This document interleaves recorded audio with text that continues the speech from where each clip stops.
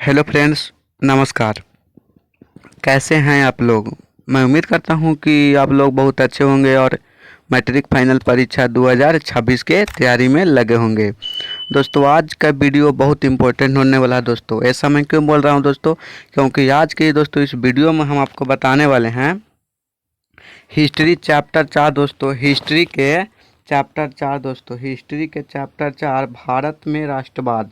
भारत में राष्ट्रवाद इस चैप्टर से दोस्तों जितना भी ऑब्जेक्टिव क्वेश्चन पूछा जाता है, भारत में राष्ट्रवाद चैप्टर से जितना भी ऑब्जेक्टिव दोस्तों बिहार बोर्ड ने पूछता है या पूछा गया है, उन सभी क्वेश्चन को दोस्तों मैं इस क्लास में समाप्त करने वाला दोस्तों। मात्र 7 से 8 मिनट का दोस्तों वीडियो होगा दोस्तों। इस क्लास को अगर आप पूरा देख लेते हैं दोस्तों तो एक भी आपको क्वेश्चन नहीं छूटने वाला है। भारत में राष्ट्रवाद चैप्टर से दोस्तों एक भी आपको ऑब्जेक्टिव क्वेश्चन नहीं छूटने वाला है। तो ज़रूर दोस्तों इस क्लास को शुरू से अंत तक देखिएगा। और एक छोटी सी रिक्वेस्ट है कि अगर इस चैनल पर नए आएंगे तो चैनल को जरूर सब्सक्राइब कर लीजिएगा और वीडियो को लाइक कर दीजिए दोस्तों। चलिए बिना देर किए दोस्तों क्वेश्चन नंबर पहला देखते हैं दोस्तों। बहुत इंपॉर्टेंट क्वेश्चन है दोस्तों। इन सभी क्वेश्चन को आप नोटबुक पर लिख कर जरूर याद कर लिए दोस्तों। भारत में राष्ट्रवाद चैप्टर से एक भी आपको ऑब्जेक्टिव क्वेश्चन नहीं छूटने वाला है। नंबर पहला देखते हैं बिना देर किए दोस्तों। अगर इस क्वेश्चन का आंसर पता होगा दोस्तों कमेंट बॉक्स में जरूर लिखिएगा। क्वेश्चन नंबर पहला बोल रहा है दोस्तों, क्वेश्चन नंबर यहाँ पे पहला बोल रहा है, रामपा विद्रोह कब हुआ दोस्तों? रामपा विद्रोह कब हुआ? यहाँ पर आपको बताना कि रामपा विद्रोह कब हुआ दोस्तों। देख सकते हैं बिहार बोर्ड ने 2014 में, 2016 में यह क्वेश्चन रिपीट कर चुका है दोस्तों। तो मैं क्यों नहीं बोल सकता हूँ दोस्तों कि 2026 में आएगा दोस्तों। 100% गारंटी है दोस्तों आएगा, सिर्फ याद कीजिए। रामपा विद्रोह कब हुआ दोस्तों? तो रामपा विद्रोह बिल्कुल सही आंसर हो जाएगा दोस्तों। रामपा विद्रोह 1916 ईस्वी में हुआ था। ऑप्शन नंबर ए बिल्कुल सही आंसर हो जाएगा। रामपा विद्रोह 1916 ईस्वी में हुआ था। ऑप्शन नंबर ए बिल्कुल सही आंसर हो जाएगा। क्वेश्चन नंबर अगला देखते हैं। नेक्स्ट नंबर क्वेश्चन दोस्तों, असहयोग आंदोलन का प्रस्ताव कांग्रेस के किस अधिवेशन में पारित हुआ? असहयोग आंदोलन का प्रस्ताव कांग्रेस के किस अधिवेशन में पारित हुआ दोस्तों? तो इस क्वेश्चन का बिल्कुल सही आंसर हो जाएगा दोस्तों ऑप्शन नंबर ए, सितंबर 1920 ईस्वी में कलकत्ता अधिवेशन में पारित हुआ। ऑप्शन नंबर ए बिल्कुल सही आंसर हो जाएगा दोस्तों। बिल्कुल सही आंसर है दोस्तों। इन सभी क्वेश्चन को आप जरूर याद कर लीजिएगा। ऑप्शन नंबर ए बिल्कुल सही आंसर हो जाएगा। अगला क्वेश्चन देखते हैं। अगला नंबर क्वेश्चन क्या कह रहा है, लखनऊ समझौता किस वर्ष हुआ दोस्तों? अगला क्वेश्चन नंबर बोल रहा है लखनऊ समझौता किस वर्ष हुआ? यहाँ पर बताना। क्वेश्चन नंबर तीसरा, लखनऊ समझौता किस वर्ष हुआ? तो लखनऊ समझौता 1916 ईस्वी में हुआ था। ऑप्शन नंबर ए बिल्कुल सही आंसर हो जाएगा। लखनऊ समझौता 1916 ईस्वी में हुआ था। ऑप्शन नंबर ए बिल्कुल सही आंसर हो जाएगा। क्वेश्चन नंबर अगला देखते हैं। बहुत इंपॉर्टेंट क्वेश्चन दोस्तों। इन सभी क्वेश्चन को आप नोटबुक पर लिख कर जरूर याद कर लीजिएगा दोस्तों। इन सभी क्वेश्चन को आप नोटबुक पर लिख कर जरूर याद कर लीजिएगा। बहुत इंपॉर्टेंट क्वेश्चन है। क्वेश्चन नंबर 4 देखते हैं दोस्तों। क्वेश्चन नंबर 4 का बिल्कुल सही आंसर क्या हो जाएगा? किस घटना के विरोध स्वरूप रविंद्रनाथ टैगोर ने नाइट की उपाधि त्याग दी? किस घटना के स्वरूप रविंद्रनाथ टैगोर ने नाइट की उपाधि त्याग दी? तो इस क्वेश्चन का बिल्कुल सही आंसर हो जाएगा जलियांवाला बाग हत्याकांड। ऑप्शन नंबर सी बिल्कुल सही आंसर हो जाएगा जलियांवाला बाग हत्याकांड। क्वेश्चन नंबर 5 देखते हैं। मास्टर दा किनका उपनाम है? मास्टर दा किनका उपनाम है? तो इस क्वेश्चन का बिल्कुल सही आंसर हो जाएगा मास्टर दा जो है सूर्य सेन का उपनाम है। ऑप्शन नंबर बी बिल्कुल सही आंसर हो जाएगा। मास्टर दा सूर्य सेन का उपनाम है। क्वेश्चन नंबर 6 देखते हैं। अगला नंबर क्वेश्चन, इलबर्ट बिल कब पारित हुआ? इलबर्ट बिल कब पारित हुआ? तो इस क्वेश्चन का बिल्कुल सही आंसर दोस्तों आपको बताना है। ऑप्शन नंबर सी बिल्कुल सही आंसर हो जाएगा। इलबर्ट बिल 1884 ईस्वी में पारित हुआ था। ऑप्शन नंबर सी बिल्कुल सही आंसर हो जाएगा। क्वेश्चन नंबर अगला देखते हैं। 7 नंबर क्वेश्चन बहुत इंपॉर्टेंट। सभी क्वेश्चन को आप जरूर याद कर लीजिएगा नोटबुक पर लिखकर। एक भी इस चैप्टर से आपको ऑब्जेक्टिव क्वेश्चन नहीं छूटने वाला है। मैं 100% गारंटी के साथ बोलता हूँ, 100% गारंटी के साथ एक भी आपको ऑब्जेक्टिव क्वेश्चन नहीं छूटने वाला इस चैप्टर से। तो इन सभी क्वेश्चन को आप जरूर याद कर लीजिएगा। क्वेश्चन नंबर 7 देखते हैं। निम्न में से किन्हें कैसर हिंद की उपाधि दी गई? तो निम्न में से किन्हें कैसर हिंद की उपाधि दी गई? तो रविंद्रनाथ टैगोर, सॉरी दोस्तों महात्मा गांधी के। ऑप्शन नंबर भी बिल्कुल सही आंसर हो जाएगा। महात्मा गांधी को दिया गया था। क्वेश्चन नंबर अगला देखते हैं। लाला हरदयाल ने निम्न में से किसकी स्थापना की? लाला हरदयाल ने निम्न में से किसकी स्थापना की? होम रूल के गदर पार्टी के, भारतीय कम्युनिस्ट पार्टी के, ब्रह्मा समाज के। तो इस क्वेश्चन का बिल्कुल सही आंसर होगा गदर पार्टी का। ऑप्शन नंबर बी बिल्कुल सही आंसर हो जाएगा गदर पार्टी के। क्वेश्चन नंबर अगला देखते हैं 9 नंबर क्वेश्चन।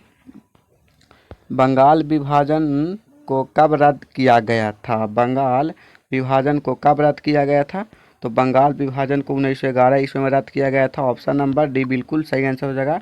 बंगाल विभाजन को 1911 ईस्वी में रद्द किया गया था। ऑप्शन नंबर डी बिल्कुल सही आंसर हो जाएगा। क्वेश्चन नंबर 10 देखते हैं। क्वेश्चन नंबर 10 क्या बोल रहा है? अखिल भारतीय मुस्लिम लीग की स्थापना किसने की? अखिल भारतीय मुस्लिम लीग की स्थापना किसने की?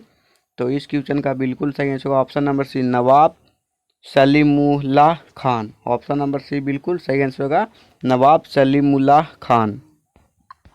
क्वेश्चन नंबर अगला देखते हैं 11 नंबर क्वेश्चन। सभी क्वेश्चन को आप जरूर याद कर लीजिएगा। भारत सरकार अधिनियम 1919 को किस अन्य नाम से भी जान जाता है? भारतीय सरकार अधिनियम 1919 को किस अन्य नाम से भी जाना जाता है? तो ऑप्शन नंबर दोस्तों इस क्वेश्चन का बिल्कुल सही आंसर हो जाएगा मॉन्टेग्यू चेम्स्फोर्ड सुधार। चेम्स्फोर्ड है दोस्तों, सॉरी चेम्स्फोर्ड है यहाँ पे। ऑप्शन नंबर ए बिल्कुल सही आंसर हो जाएगा मॉन्टेग्यू चेम्स्फोर्ड सुधार। थोड़ा सा यहाँ पे कठिन शब्द है।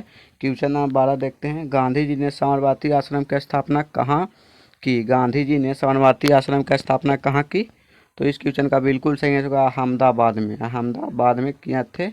ऑप्शन नंबर बी बिल्कुल सही आंसर होगा अहमदाबाद में किए थे। क्वेश्चन नंबर अगला देखते हैं 13 नंबर क्वेश्चन। किस कानून के विरोध में जलियांवाला बाग में सभा का आयोजन हुआ? किस कानून के विरोध में जलियांवाला बाग में सभा का आयोजन हुआ? तो इस क्वेश्चन का बिल्कुल सही आंसर होगा रॉलेट एक्ट कानून के विरोध में। रॉलेट एक्ट कानून के विरोध में ऑप्शन नंबर बी बिल्कुल सही आंसर हो जाएगा। क्वेश्चन नंबर अगला देखते हैं 14 नंबर क्वेश्चन। ब्रिटिश सरकार ने गांधी जी को क्या उपाधि दी? ब्रिटिश सरकार ने गांधी जी को क्या उपाधि दी?